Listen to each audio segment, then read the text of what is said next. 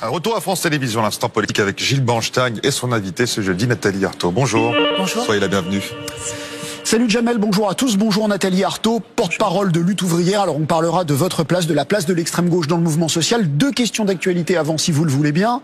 Carlos Ghosn a démissionné de la direction de Renault cette nuit. Les conditions de son départ sont discutées. Pour vous, est-ce qu'on doit lui payer ce qu'on lui doit, par exemple sa retraite, ou est-ce qu'il doit partir avec rien du tout ?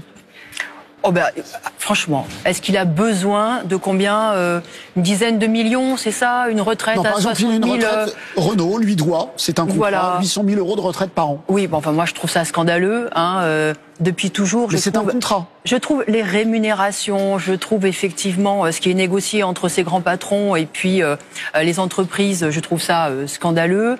Et je trouve aussi scandaleux les dividendes qui sont versés aussi à ces entreprises. Parce que là, on parle de Carlos Ghosn, le PDG, mais on a eu les chiffres d'Attaque expliquant que sur ces 10 dernières années, les dividendes des actionnaires du CAC 40 avaient augmenté de 44%. Vous connaissez un seul salarié, un seul ouvrier, une seule employée qui a vu son salaire augmenter de 44% en 10 ans. Donc non, moi je trouve ça évidemment scandaleux. Ce que j'observe, c'est que depuis... Mais donc il doit partir avec 0 euros. Mais vous croyez qu'il va être à la porte? Vous croyez qu'il n'aura plus de logement avec ses je sais pas combien de résidences secondaires aux quatre coins du monde? La réalité, c'est qu'il fait partie des gens extrêmement riches de la société et c'est normal qu'il assume, y compris ses actes qui sont quand même très choquants.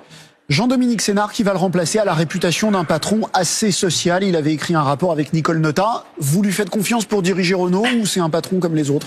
Non mais y compris ces grands patrons qu'on caractérise comme sociaux, oui. Ils licencient à tour de bras, ils compriment les salaires, ils accentuent la précarité. C'est vrai chez Michelin, l'entreprise d'où vient qu'il dirige. Voilà, et c'est vrai dans toutes les entreprises. Moi, je sais bien que là, tout le monde est tombé à bras raccourcis sur Ghosn. Il est en prison parce que apparemment, il n'a pas payé ce qu'il doit au fisc, parce qu'il y a peut-être des abus de biens sociaux, etc., etc. Mais moi, si je combats ces grands patrons, c'est parce qu'ils sont les courroies de transmission d'une politique qui écrase les conditions de travail, qui dégrade la condition ouvrière dans toutes les entreprises. Quels qu'ils soient, ils se valent les uns les autres. Vous savez, dans toutes les entreprises, y compris les entreprises publiques, oui. Aujourd'hui, c'est la même musique. La même musique, c'est-à-dire il faut faire toujours plus en touchant toujours moins. Et voilà, parce que les gens qui partent à la retraite sont pas remplacés. Donc on se retrouve à tenir 2 postes, 3 postes, et on n'en peut plus. Le travail devient un enfer de partout dans toutes les entreprises. On appelle ça le burn-out, vous savez, mais moi j'appelle ça l'exploitation. C'est beaucoup plus clair. Autre élément d'actualité de cette nuit, un remplacement de pouvoir au Venezuela, à Caracas, où Juan Guaidó a remplacé Nicolás Maduro. Pour vous, c'est salutaire ou c'est un coup d'État ? Jean-Luc Mélenchon a dit c'est un coup d'État. Bah oui, bien sûr, c'est un coup d'État. Le régime de Maduro, ce n'est sûrement pas un modèle pour moi. J'ai pas spécialement de sympathie pour ce régime.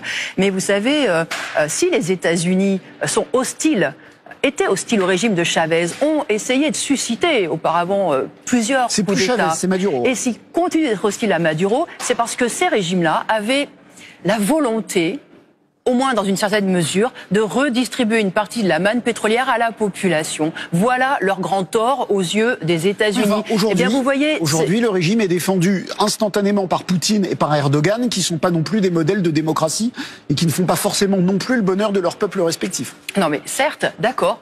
Mais quand il y avait des régimes qui plaisaient bien aux États-Unis, vous croyez que la population vénézuélienne vivait mieux? Elle ne vivait pas mieux. La réalité, c'est que le Venezuela est un pays pauvre qui reste soumis et sous l'emprise des pays impérialistes. Et c'est ça le drame de ce pays.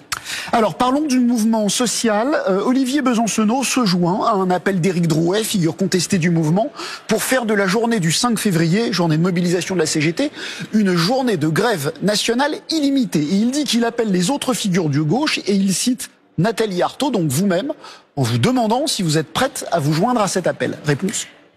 Depuis le début de cette mobilisation des Gilets jaunes, nous, Lutte ouvrière, nous militons pour que le mouvement se développe aussi dans les entreprises. Parce que tous ceux qui souhaitent que les intérêts des travailleurs progressent, eh bien, ils doivent effectivement s'affronter à cette classe capitaliste. Il faut prendre sur les profits pour augmenter les salaires, pour embaucher, pour rendre le travail plus vivable. il n'y a que cela qui offrira des perspectives à la classe ouvrière. Donc évidemment, grève générale illimitée. Nous pensons que ça sera une nécessité que les travailleurs entrent dans l'action en faisant grève et en manifestant. Nous militons dans ce sens-là, je vous le dis, depuis le début, y compris à une période où le mouvement des Gilets jaunes était plus massif. Mais c'est vrai que c'est un mouvement qui est composite, où il y a plusieurs catégories sociales, des petits artisans, des petits patrons, des travailleurs à leur compte, enfin bon. Et nous avons toujours eu cette politique de dire il faut que les salariés, que les travailleurs, eh bien, ils mettent en avant leurs intérêts propres, que le camp des travailleurs se fasse entendre. Donc oui, il faudra en passer de toute façon par les grèves. Moi, j'espère que le 5, ça sera une occasion, il faudra s'en saisir, et évidemment avec la perspective d'aller plus loin, parce que ce qu'il faut, c'est un rapport de force. Nathalie Arthaud, une question posée par notre partenaire Slate. Iriez-vous chez Cyril Hanouna si ça devait servir votre cause? Alors, c'est assez récent que Cyril Hanouna se lance dans des émissions politiques.